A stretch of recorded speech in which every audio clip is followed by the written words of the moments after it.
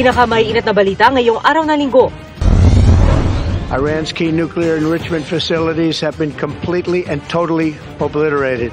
Tatlong pangunahing nuclear facility ng Iran, binomba ng Amerika. Hakbang na ito ng Estados Unidos, ikinabahala ng United Nations.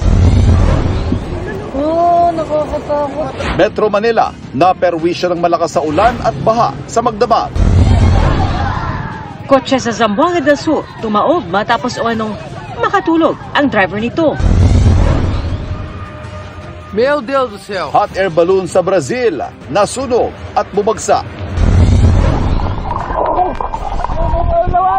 Estudyanteng nag-free diving sa Batangas, muntik ng matuklaw ng makabandag na ahas.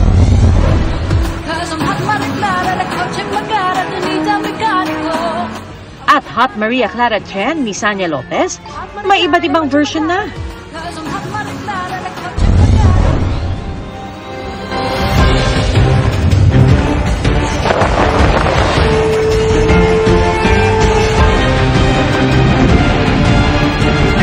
Nakatuto kami.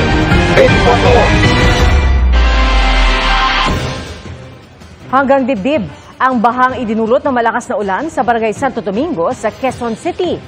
Sa kuha ng CCTV, mag-aalas 5 ng hapon kahapon nang biglang tumaas ang tubig sa bahagi ng Don Manuel Street. Ilang residente rin ang lumusong sa lagpas-tuhod na tubig sa Santo Domingo, corner Calamba Street, habang inaanod ang mga lumulutang na basura.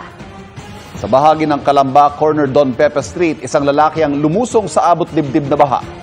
Kanina naglinis sa kalsada ang ilang residente. Ngayong hapon may thunderstorm sa ilang bahagi ng Metro Manila.